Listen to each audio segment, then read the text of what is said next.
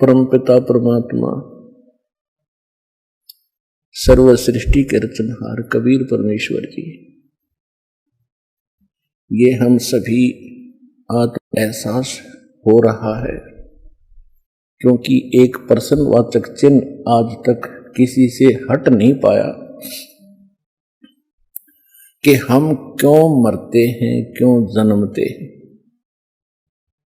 हम कितना अच्छा परिवार बनाते हैं, उनमें कितना अच्छा प्रेम होता है, मोह होता है, लगाव होता है, और एक सेकंड में वो सब बिखर जाता है।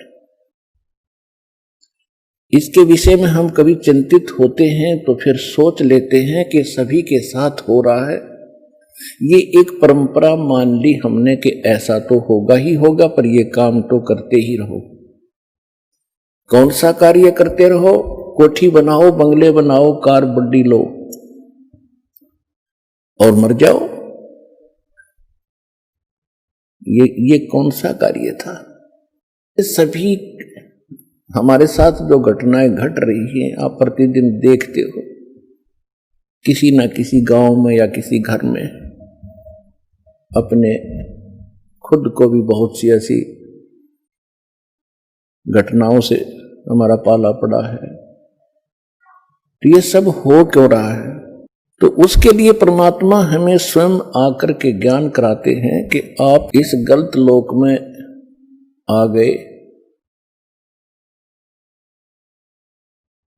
और यहां से जाने का जो इस जन्म और मृत्यु के रोग से बचने का जो तरीका है, जो विधि है, वो वास्तविक भक्ति है, वो परमात्मा स्वयं ही बताते हैं।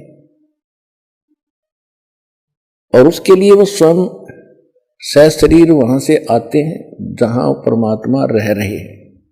इस काल भगवान को ही हम ब्रह्म कहते थे, और जो वेदों के ज्ञाता माने जाते थे वो कहा करते थे कि ब्रह्म सुप्रीम पावर है, ब्रह्म से ऊपर कोई परमात्मा नहीं है। ब्रह्म कहाँ रहता है? वो ब्रह्म लोक में रहता है। फिर पूछते थे परमात्मा है कैसा? कि वो निराकार है। तो पुण्यात्माओं, अब आपको परमात्मा का दिया हुआ वो ऐसा ज्ञान प्राप्त हो चुका है कि उस ज्ञान की तुलना में आप बहुत आसानी से तोल सकते हो, जांच सकते हो। जो हमारे धर्म गुरु ऋषि महर्षि जो हमें ज्ञान दिया करते थे, वो कितने भगवान से परिचित थे, वो कैसा उन्होंने भगवान को जाना था।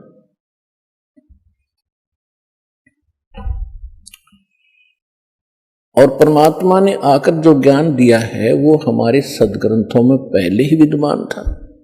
ये क्या जाने वेदों और गीता को, क्या जाने ये पुराणों के विषय में, इसको संस्कृत भाषा नहीं आती। तो ये हमारे हृदय में घर कर गई ये बात उनकी कि कबीर जी अशिक्षित है, और हमारे धर्म गुरु काशी विद्यापीठ से ये पढ़े हुए हैं, और हमारे सदग्रंथ भी संस्कृत भाषा के अंदर ही लिपिबद्ध थे। तो जिस कारण से हमें अपने उस नकली धर्म गुरुओं पर अविश्वास नहीं हुआ कि ये झूठ बोल रहे हैं, कि कबीर जी गलत ज्ञान दे रहे हैं। इसलिए ये शिक्षा आपको दी है।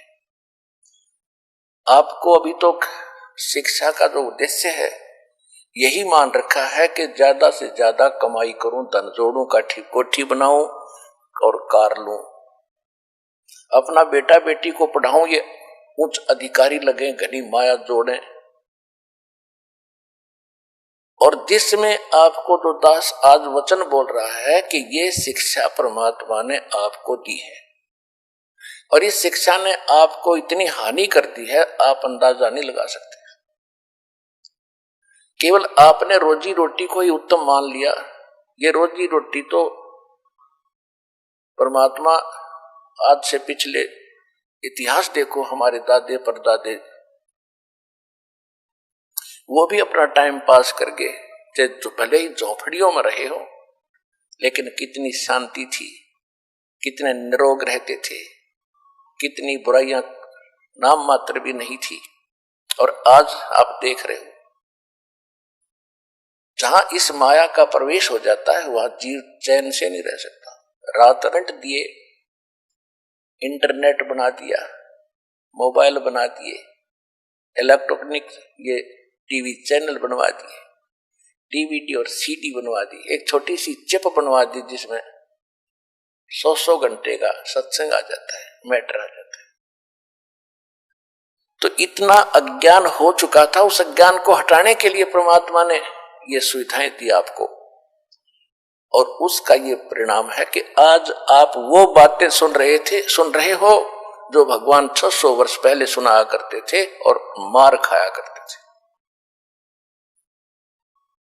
तो ये परमात्मा ने यह तरीका अपनाया कि जब तक इनको अक्षर ज्ञान नहीं होगा ये भगवान नहीं पहचान सकते, और पीछे अंश तुम्हारे जाए।